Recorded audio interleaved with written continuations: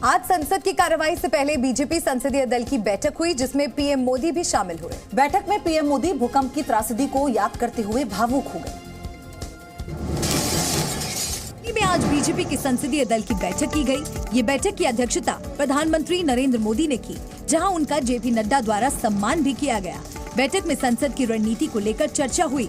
बैठक में पीएम मोदी ने कहा कि ये अमृतकाल का बजट है, बहुत संतुलित बजट है, सबके लिए और देश के विकास के लिए बजट है।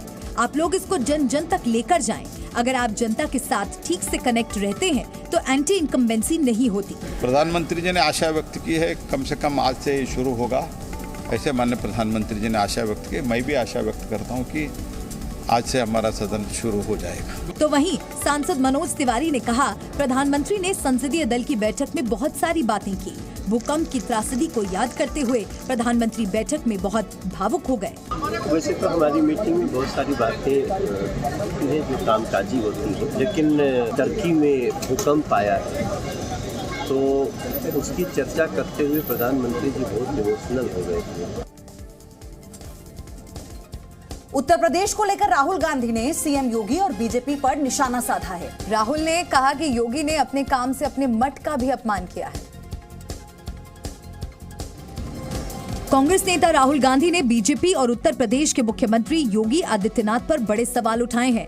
राहुल गांधी ने सामाजिक संगठनों के भारत जोड़ो अभियान कार्यक्रम में कहा कि बीजेपी देश की सबसे ज्यादा आबादी वाले राज्य में जो कर रही है वो धर्म नहीं अधर्म है। सूत्रों के मुताबिक राहुल गांधी ने इस कार्यक्रम में कहा, योगी जी को अगर हिंदू धर्म समझ आता तो वो जो करते हैं वो नहीं करते। वो अपने मठ का अपमान कर रहे हैं। वो धार्मिक नेता नहीं बल्कि एक मामूली ठग हैं। राहुल ने सामाजिक संगठनों के भारत जोड़ो अभियान कार्यक्रम में ये टिप्पणी की। कार्यक्रम में मीडिया को इजाजत नहीं थी।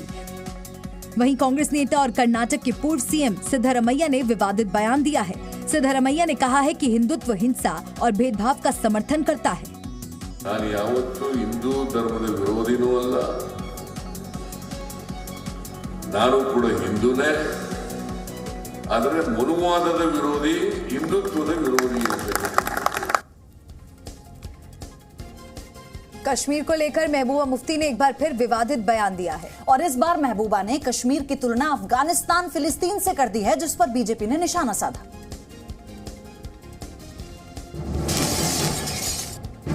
जम्मू कश्मीर की पूर्व मुख्यमंत्री और पीडीपी अध्यक्ष महबूबा मुफ्ती ने एक बार फिर से बीजेपी पर निशाना साधा है। महबूबा मुफ्ती ने बीजेपी पर आरोप लगाया है कि उन्होंने बहुमत को हथियार बनाया और वो देश के संविधान को तोड़ रही है। कश्मीर की तुलना अफगानिस्तान से की गई है। साथ ही महबूबा मुफ्ती ने विपक्षी दलों को साथ आने की बात भी कही। जितनी भी पार्टीज हैं, मैं उनके लीडर्स को ये गुजारिश करना चाहती हूँ कि आप खामोशी से तमाशा मत देखिए, आवाज उठाइए, बात कीजिए। महबूबा मुफ्ती ने बीजेपी पर निशाना साधते हुए कहा कि एक विधान एक संविधान के बाद अब एक देश एक धर्म एक भाषा का मुद्दा चल रहा है। केंद्रीय मंत्री गिरिराज सिंह ने महबूबा मुफ्ती के आरोपों पर पलटवार किया।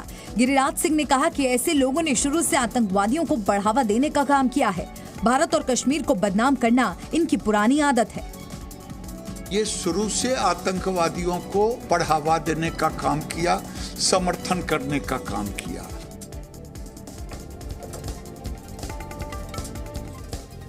अब बात करेंगे दिल्ली की। दिल्ली में एमसीडी का चुनाव खत्म हुए काफी वक्त बीत गया है, लेकिन अभी तक एमसीडी को नया मेयर नहीं मिल पाया है। 3 बार मेयर चुनाव की तारीखों का ऐलान हुआ, लेकिन मतदान से ठीक पहले ही हर बार हंगामा हो गया और मेयर का चुनाव टल गया। और इसके लिए बीजेपी और आप दोनों एक दूसरे पर आरोप प्रत्यारोप लगा रहे हैं। एमसीडी सदन से शुरू होकर दिल्ली मेयर चुनाव की जंग अब सड़क तक जा पहुंची है। बीजेपी और आम आदमी पार्टी के कार्यकर्ता सड़क पर उतरे। दोनों ने एक दूसरे के दफ्तर के बाहर प्रदर्शन किया और जमकर एक दूसरे के खिलाफ नारेबाजी की। तो वहीं आप दफ्तर के बाहर सुरक्षा के कड़े इंतजाम हैं। पुलिस ने बैरिकेडिंग लगा दी है और हंगामा करने वाले बीजेपी नेताओं को सुरक्षा बल के जवानों ने बैरिकेडिंग से दूर धकेल दिया। बीजेपी मेयर चुनाव नहीं होने के लिए आम आदमी पार्टी को जिम्मेदार ठहरा रही है। अगर कोई रिस्पॉन्सिबल है तो आम आदमी पार्टी के नेता अरविंद केजरीवाल हैं।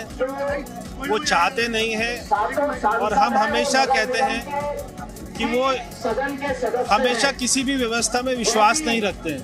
सोमवार को तीसरी बार भी मेयर का चुनाव नहीं हो सका था। 10 नॉमिनेटेड मेंबर्स को वोट की मंजूरी मिलने के बाद बीजेपी और आम आदमी पार्टी के मेंबर्स ने हंगामा शुरू कर दिया था। इसके बाद एमसीडी सदन की कार्यवाही स्थगित करनी पड़ी थी। हालांकि इससे पहले 6 और 24 जनवरी को भी चुनाव नहीं हो पाया था। कांग्रेस नेता राहुल गांधी अभी हाल में भारत जोड़ो यात्रा खत्म कर रहे हैं और यात्रा के खत्म होने के कुछ दिनों बाद ही पार्टी नेताओं के बीच फूट पड़नी शुरू हो गई। महाराष्ट्र में कांग्रेस के दिग्गज नेता बाला साहब थोराट ने कांग्रेस विधायक दल के नेता के पद से इस्तीफा दे दिया। आपको बता दें कि बाला साहब थोराट के इस इस्तीफे की वजह नाना पटोले के साथ चल रहे विवाद को माना गया। महाराष्ट्र में कांग्रेस में इन दिनों सब ठीक नहीं चल रहा है। वहां कांग्रेस नेताओं में काफी अनबन चल रही है और इसी अनबन के बीच कांग्रेस के महाराष्ट्र के वरिष्ठ नेता बाला साहेब थोराट ने विधिमंडल नेता से इस्तीफा दे दिया है। बाला साहेब थोराट ने नाना पटोले को लेकर कांग्रेस हाईकमान को पत्र लिखकर नाराजगी भी व्यक्त की थी। बाला साहेब थोराट ने पत्र में मल्लिकार्जुन खड़गे से कहा कि वो नाना पटोले के साथ काम नहीं कर सकते। पिछले कुछ दिनों से बाला साहेब थोराट और नाना पटोले के बीच विवाद चल रहा है, जिसकी एक बानगी नासिक विधान परिषद के चुनाव में भी देखने को मिली थी। तो वहीं थोराट के इस्तीफे पर प्रदेश अध्यक्ष नाना पटोले की भी प्रतिक्रिया सामने आई है। उन्होंने कहा है कि उन्हें इस्तीफे की कोई जानकारी नहीं है और अभी तक उनके पास कोई पत्र नहीं पहुंचा है। बाकी कांग्रेस ने कार्यकारिणी बैठक 15 फरवरी को बुलाई है, वहां सब अपना पक्ष रखेंगे। नेताओं का अगर कुछ गलतफहमी हो तो उनसे बात करने को भी हमको कोई तकलीफ नहीं है और इसलिए 15 तारीख को कार्यकारिणी की बैठक हमने बुलाई है। वहीं त्रिपुरा में पश्चिम बंगाल की मुख्यमंत्री ममता बनर्जी ने अगरतला में टीएमसी कार्यकर्ताओं और समर्थकों के साथ पद यात्रा की है। तो ये बड़ी खबर आपको बता रहे हैं, त्रिपुरा में टीएमसी की चुनावी रैली, अगरतला में ममता बनर्जी की पदयात्रा। ममता की पदयात्रा में बड़ी संख्या में टीएमसी कार्यकर्ता भी शामिल हुए। अगरतला में ये पदयात्रा ममता बनर्जी ने की और तमाम टीएमसी कार्यकर्ताओं अपने समर्थकों को जुटाकर अपना शक्ति प्रदर्शन एक तरह से ये ममता बनर्जी करती हुई नजर आई। तस्वीरों को देखेंगे तो आप समझ पाएंगे कि इसी के साथ कई सीनियर लीडर्स भी टीएमसी के मौजूद हैं ममता बनर्जी के साथ और ये पदयात्रा कई मायनों में बहुत खास मानी जा रही है। तो बड़ी संख्या में टीएमसी कार्यकर्ता यहाँ पर पार्टी का झंडा लिए आपको इन तस्वीरों में नजर आ रहे होंगे। बड़ी संख्या में यहाँ पर कार्यकर्ता जुटाए गए और ममता बनर्जी हाथ जोड़कर सभी का अभिवादन स्वीकार करती हुई यहाँ पर आपको नजर आ रही हैं। अगरतला की ये तस्वीरें आपको दिखा रहे हैं जहाँ पर टीएमसी कार्यकर्ता शामिल हुए और ममता बनर्जी ने लंबी पदयात्रा निकाली। इस पदयात्रा के जरिए अपने विरोधियों को एक संदेश देने की कोशिश ममता बनर्जी की। ये शक्ति प्रदर्शन अगरतला में ममता बनर्जी ने किया है अपने समर्थकों के साथ और उससे सबसे बड़ी बात यह है कि चुनावी सरगर्मी यानी चुनावी पारा बढ़ाती हुई ममता बनर्जी की पदयात्रा कई मायनों में बहुत खास है और साथ ही विपक्षी एकता को लेकर जो हमेशा से ममता बनर्जी फ्रंट फुट पर रही हैं, ये उसे लेकर भी एक बड़ा मैसेज है। संसद के बजट सत्र के 5 में से 3 दिन की कार्यवाही अडानी मुद्दे पर चर्चा की मांग को लेकर विपक्ष के हंगामे की भेंट चढ़ चुकी है। आज भी विपक्ष कार्यवाही से पहले आर पार के मूड में नजर आ रहा है और अब देखना यह होगा कि आज सदन में सत्ता पक्ष और विपक्ष दोनों ही खेमों का क्या रुख होता है। अडानी मुद्दे पर विपक्ष का आज भी हंगामा जारी है। संसद की कार्यवाही शुरू होते ही दोनों सदनों में हंगामा शुरू हो गया, जिसके बाद कार्यवाही स्थगित करनी पड़ी थी। लोकसभा में विपक्ष की नारेबाजी के बीच स्पीकर ओम बिरला ने स्थगन प्रस्ताव के किसी भी नोटिस को अनुमति नहीं देने की जानकारी दी। लोकसभा में राष्ट्रपति के अभिभाषण पर धन्यवाद प्रस्ताव पर चर्चा में राहुल गांधी भी हिस्सा लेंगे। उसकी प्रॉपर इंक्वायरी होना है या प्रॉपर उसको अगर कुछ रिजल्ट निकलना है तो उसको जॉइंट पार्लियामेंट्री कमेटी जो बोल रहे हैं हम जेपीसी वो कॉन्स्टिट्यूट कीजिए। कांग्रेस अध्यक्ष मल्लिकार्जुन खड़गे ने कहा, हमारा सरकार से कहना है कि हम चर्चा करेंगे और आप एक उचित जांच और जेपीसी सीजेआई की निगरानी वाली जांच के गठन की हमारी मांग को मंजूर कर लीजिए। पाकिस्तान लगातार कश्मीर में दहशत फैलाने की कोशिश करता रहता है। कभी वो युवाओं को भटकाने के लिए सोशल मीडिया का सहारा लेता है तो कभी विदेशी आतंकियों का सहारा लेता हुआ नजर आया। जांच एजेंसियों ने ऐसे ही एक प्लान का पर्दाफाश किया जिसमें भारत में आतंकी हमले की साजिश रची गई थी।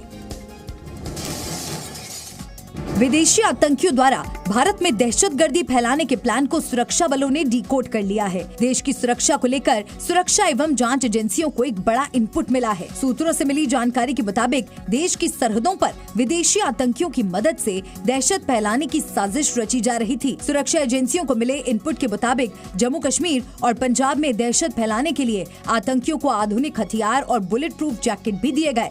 आतंकियों को अब ऐसी गोलियां दी गई हैं जो बुलेट प्रूफ जैकेट को भी भेदने की क्षमता रखती हैं और इन गोलियों को पाकिस्तान के जरिए कश्मीर में पहुंचाने की कोशिश चल रही है। साथ ही इन दिनों सुरक्षा बलों के लिए सबसे बड़ी चिंता तालिबानी आतंकी है और इसकी वजह ये है कि अफगान मुजाहिदीन जिनके हाथों में अमेरिका के हथियार हैं, ये वो हथियार हैं जिसे तालिबान के अफगानिस्तान की सत्ता पर काबिज होने के बाद अमेरिकी सैनिक वहीं छोड़ गए थे और ISI अब भारत में आतंक फैलाने के लिए इन्हीं अफगान मुजाहिद की मदद ले सकता है। गुरमीत राम रहीम 21 जनवरी को 40 दिन की पैरोल पर बाहर आया है और बाहर आते ही राम रहीम ने अपनी हॉबीज पूरी करनी शुरू कर दी। गुरमीत राम रहीम ने अपना एक वीडियो सॉन्ग लॉन्च भी कर दिया। इसमें बाबा युवाओं को ड्रग्स और नशे की लत को छोड़कर देश का नाम रोशन करने की अपील करता हुआ नजर आ रहा है। रेप मामले में जेल में बंद गुरमीत राम रहीम पैरोल पर बाहर है। जेल से बाहर आने के बाद गुरमीत राम रहीम ने अपना नया म्यूजिक वीडियो एल्बम देश की जवानी सोशल मीडिया पर रिलीज किया है, जो वायरल हो गया है। देश की जवानी सुनो, देश की जवानी। गुरमीत राम रहीम को जेल से बाहर आते ही देश के भविष्य की चिंता सताने लगी है और एक वीडियो रिलीज कर दिया। वीडियो में राम रहीम देश के जवानों को ड्रग्स की लत छोड़ने की और देश के लिए कुछ करने की नसीहत दे रहे हैं। अपने नए गाने में गुरमीत राम रहीम बेहद अलग अंदाज में नजर आ रहे हैं। वीडियो एल्बम में देशभक्ति गाने की आड़ में गुरमीत राम रहीम अपनी इमेज को चमकाने में लगे हुए हैं। बड़ा सवाल ये है कि क्या एक कैदी पैरोल पर गाने लॉन्च कर सकता है? इस पूरे मामले को लेकर काफी सवाल उठ रहे हैं कि कैसे एक कैदी वीडियो शूट कर गाने लॉन्च कर सकता है। रील्स बनाने के चक्कर में कई लोग हद पार कर जाते हैं। कई बार कानून तोड़ने जैसी घटनाएं भी सामने आती हैं और ऐसा ही एक मामला गाजियाबाद में सामने आया। पुलिस ने युवक को गिरफ्तार कर लिया है। इन दिनों रील्स बनाने की दीवानगी लोगों में इस कदर बढ़ गई है कि लोग रील्स बनाने के लिए कानून को भी हाथ में लेने से परहेज नहीं करते, जैसे ये जनाब कर रहे हैं। रील्स बनाने के लिए जनाब ने हाथों में बंदूक उठा ली है। सोशल मीडिया पर वायरल ये वीडियो गाजियाबाद के विजयनगर क्षेत्र NH9 का बताया जा रहा है, जिसमें एक युवक कार के बोनट से उतरता दिखाई देता है और बदमाश बन गया गाने पर टशनबाजी करता नजर आता है। सोशल मीडिया पर वीडियो वायरल होने के बाद पुलिस ने एक्शन लिया और इस युवक को गिरफ्तार कर लिया। सोशल मीडिया पे एलिवेटेड लेके एक वीडियो वायरल हुआ था, जिसमें कि कुछ लोग वहाँ पर अपनी गाड़ी को रोककर शराब पी रहे थे और असला का प्रदर्शन कर रहे थे। इस पर थाना इंदिरापुरम पर मुकदमा पंजीकृत किया गया था। टोटल इसमें जब चिन्हित किए गए टोटल 6 लोग पाए गए थे, जिनमें से पुलिस ने 5 को गिरफ्तार कर लिया है। लोगों में रील्स बनाने की दीवानगी इतनी बढ़ गई है कि कभी कभी अपनी जान भी जोखिम में डाल देते हैं, तो कभी कानून को अपने हाथ में ले लेते हैं, जो बाद में उनके लिए परेशानी का सबब बन जाता है। और बात बिहार की करेंगे। बिहार के हाजीपुर में हिंसा के बाद तनाव फैला हुआ है। कई इलाकों में धारा 144 लगाई गई है। पूरे जिले में 8 फरवरी तक इंटरनेट सेवा बंद रही। बिहार में आए दिन लूटपाट की घटनाएं सामने आती हैं। कभी किसी की लाठी डंडों से पीटकर हत्या कर देते हैं, तो कभी गन पॉइंट पर लूट की बड़ी वारदात को अंजाम देते हैं। ऐसी ही एक वारदात हाजीपुर से सामने आई है, जहां मोटरसाइकिल सवार 4 लुटेरे फिनो बैंक के CSP सेंटर के अंदर ग्राहक बनकर दाखिल हुए और बैंक मैनेजर पर बंदूक तानकर लूटपाट की घटना को अंजाम दिया। बैंक लूट कर भाग रहे लुटेरों का लोगों ने पीछा किया, तो बेखौफ लुटेरों ने ताबड़तोड़ फायरिंग कर दी और वहां से फरार हो गए। फायरिंग और लूटपाट की घटना से पूरे इलाके में अफरा तफरी मच गई है। घटना के बाद मौके पर पहुंची पुलिस CSP सेंटर पहुंची और CSP संचालक के बताए गए बयान के आधार पर मामले की कार्रवाई में जुट गई है। CSP संचालक के मुताबिक चोरों ने 65,000 रुपए लूट लिए। पुलिस का दावा है कि जल्द ही आरोपियों की पहचान कर ली जाएगी। हम लोग बाकी सारा जांच पड़ताल कर रहे हैं और पूरी कोशिश है कि हम लोग इस अपराधियों को पकड़ ले। लूटपाट की इन तस्वीरों को देखने के बाद से कानून व्यवस्था को लेकर सवाल उठ रहे हैं। दिल्ली NCR में एक बार फिर से प्रदूषण बढ़ गया है। एयर क्वालिटी इंडेक्स भी खतरनाक बन चुका है। नोएडा, गुरुग्राम में भी हवा की क्वालिटी खराब बनी हुई है। दिल्ली एनसीआर में एक बार फिर से धुंध के साथ प्रदूषण बढ़ गया है। प्रदूषण और धुंध की वजह से आलम यह है कि सड़कों पर विजिबिलिटी बेहद कम रही। राजधानी दिल्ली में अब मौसम साफ रहने लगा है और दिन में धूप निकलने की वजह से लोगों के शरीर से स्वेटर उतरने लगे हैं, लेकिन सुबह सुबह की धुंध और प्रदूषण लोगों के लिए परेशानी का सबब बना है। कल दिल्ली की AQI 218 थी और अनुमान लगाया जा रहा है कि आने वाले दिनों में ये बढ़कर करीब 300 के आसपास हो जाएगा। कुछ सालों पहले इतना कोहरा और इतना एयर क्वालिटी इंडेक्स इतना खराब नहीं होता था, अब तो हमेशा ही 300 तो हमेशा ही रहता है। तो वहीं नोएडा की बात करें तो आज नोएडा का AQI 307 है, तो बीते दिन यानी सोमवार से काफी ज्यादा है। गुरुग्राम की बात करें तो सोमवार के मुकाबले आज सामान्य रहा है। आज दिल्ली में तेज हवाएं चलने का अनुमान है। आज यहां अधिकतम तापमान 27 डिग्री और न्यूनतम तापमान 10 डिग्री के आसपास रह सकता है। वहीं नोएडा की बात करें तो नोएडा में आज न्यूनतम तापमान 10 डिग्री और अधिकतम तापमान 24 डिग्री रहने का अनुमान है। उत्तराखंड के केदारनाथ में बर्फबारी हो रही है, जिसने पूरे इलाके का नजारा खूबसूरत बना दिया है। चमोली में खूबसूरत नजारों को देखने के लिए पर्यटक भी बड़ी संख्या में पहुंचने लगे। धूप में चमचमाते बर्फ से ढके पहाड़ों के बीच केदारनाथ धाम का नजारा देखते ही बनता है। केदारनाथ बर्फ की आगोश में आ गया है। जहां तक नजर जा रही है सिर्फ बर्फ ही बर्फ नजर आ रही है। इस समय केदारनाथ धाम के कपाट बंद हैं, इसलिए मंदिर परिसर में आपको ITBP के जवानों के अलावा कोई नजर नहीं आएगा। 2023 में मंदिर के कपाट कब खुलेंगे, इसका फैसला 18 फरवरी को महाशिवरात्रि के पवित्र दिन किया जाएगा। मंदिर कमेटी की ओर से दी गई जानकारी के मुताबिक इस साल गंगोत्री और यमुनोत्री धाम के कपाट 22 अप्रैल को खुलेंगे। ठंड के मौसम में केदारनाथ धाम के कपाट 6 महीने के लिए बंद हो जाते हैं। केदारनाथ के बाद अब आपको चमोली से आ रही खूबसूरत तस्वीरें दिखाते हैं। ताजा बर्फबारी के बाद औली किसी विंटर वंडरलैंड से कम नहीं लग रहा। यहाँ के रिजॉर्ट्स भी बर्फबारी के बाद गुलजार हो गए हैं। इन खूबसूरत नजारों को देखने के लिए पर्यटकों का आना जारी है।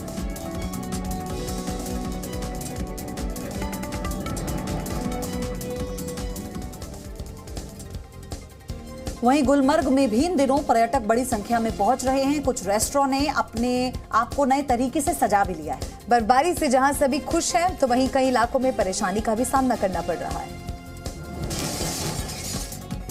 गुलमर्ग में बर्फ से ढकी वादियां पर्यटकों को बेहद पसंद आती हैं और बर्फ की वादियां गुलमर्ग की खूबसूरती को भी बढ़ाती हैं। और अब कांच के इग्लू गुलमर्ग की खूबसूरती में 4 चांद लगा रहे हैं। और अब बर्फीली वादियों में कांच का ये इग्लू पर्यटकों के आकर्षण का केंद्र बन गया है। कांच से बने इस रेस्टोरेंट में पर्यटक बर्फबारी और भोजन का आनंद लेते देखे जा रहे हैं।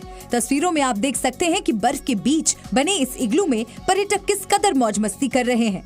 कांच की दीवार वाले इस रेस्टोरेंट को गुलमर्ग के कोलाहुई ग्रीन हाइट्स होटल ने बर्फ के बीच में बनाया है। 2 साल पहले इसी होटल ने गुलमर्ग में एक स्नो इग्लू बनाया था, जिसके प्रबंधन का दावा था कि ये एशिया का सबसे बड़ा स्नो इग्लू है। जम्मू कश्मीर में इस वक्त बर्फ से ढकी वादियां सफेद जन्नत की तरह नजर आ रही हैं और ताजा बर्फबारी के बाद तो नजारा देखते ही बनता है। लेकिन भारी स्नोफॉल का मतलब है कि बर्फ भी कई फीट ऊंची जमी है और स्थानीय लोगों की मुश्किलें एक बार फिर बढ़ गई हैं। तुर्की और सीरिया में आए भूकंप ने सैकड़ों लोगों की जिंदगी ले ली। हजारों लोग घायल हो गए। बड़ी बड़ी इमारतें ताश के पत्तों की तरह ढह गईं। अब तक 4000 से ज्यादा लोगों की मौत हो चुकी है। तुर्की सरकार ने देश में 7 दिनों का राष्ट्रीय शोक घोषित कर दिया है। भारत समेत 40 से ज्यादा देशों ने तुर्की के लिए मदद भेजी है। भारत से NDRF और मेडिकल की टीम तुर्की पहुंच गई। भूकंप किस कदर कहर बरसा सकता है, इसकी गवाह हैं ये तस्वीरें। भूकंप से पहले जहां हंसती खेलती जिंदगी हुआ करती थी, वहां अब बस दर्द, तबाही और अपनों को खोने का गम है। भूकंप के 24 घंटे के बाद भी तुर्की में जिंदगी की जंग जारी है। पूरी रात राहत और बचाव कार्य चलता रहा। सिर्फ तुर्की ही नहीं, कई देशों से पहुंची अलग अलग रेस्क्यू टीमें बचाव कार्य में जुटी हैं। मौत का आंकड़ा बढ़ता जा रहा है। दर्जनों इमारतें मलबे में तब्दील हो चुकी हैं। आशंका इस बात की है कि न जाने कितने और लोग इस मलबे के अंदर दबे हुए हैं। स्निफर डॉग के जरिए संकट में फंसे लोगों की तलाश की जा रही है। इस भूकंप की वजह से करीब 3000 लोग अपनी जान गंवा चुके हैं। तुर्की में सोमवार की सुबह भीषण भूकंप आया। ऊंची ऊंची इमारतें देखते ही देखते धराशायी हो गयी। भूकंप के बाद अफरा तफरी मच गई। तभी एक इमारत ताश के पत्तों की तरह ढेर हो गई और अपने पीछे धुएं का गुबार छोड़ गई। संकट की इस घड़ी में भारत ने भी मदद का अपना हाथ बढ़ाया है। और भूकंप ने न सिर्फ तुर्की को दहलाया, सीरिया में भी जबरदस्त भूकंप आया। यहाँ पर 1000 से ज्यादा लोगों की मौत हो चुकी है। विनाशकारी भूकंप के झटके मिस्र से लेकर साइप्रस, जॉर्डन में भी महसूस किए गए।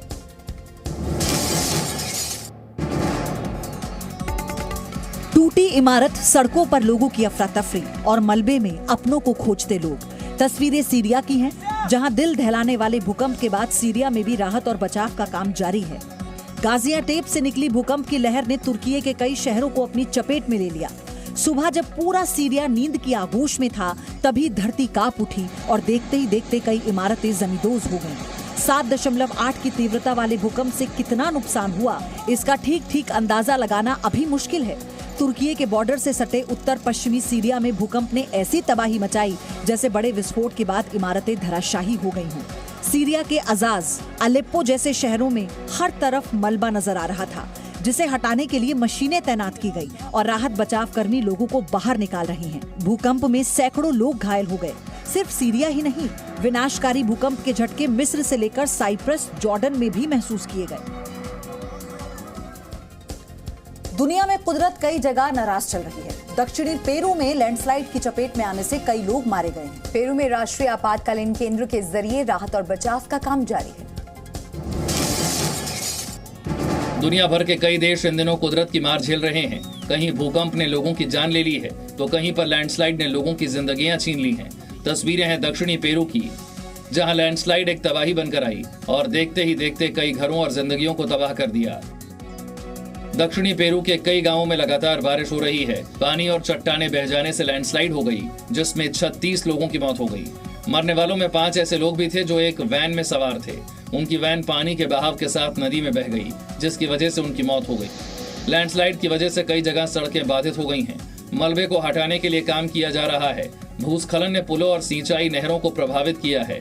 इस हादसे में 5 लोगों के गायब होने की खबर है, जिनकी तलाश जारी है। पेरू के राष्ट्रीय आपातकालीन केंद्र ने कहा कि राहत और बचाव का अभियान जारी है। लोगों की मदद के लिए रक्षा मंत्रालय के हेलीकॉप्टर, टेंट, पानी की टंकी, सैंडबैग और आपदा राहत कर्मियों की मदद ली जा रही है।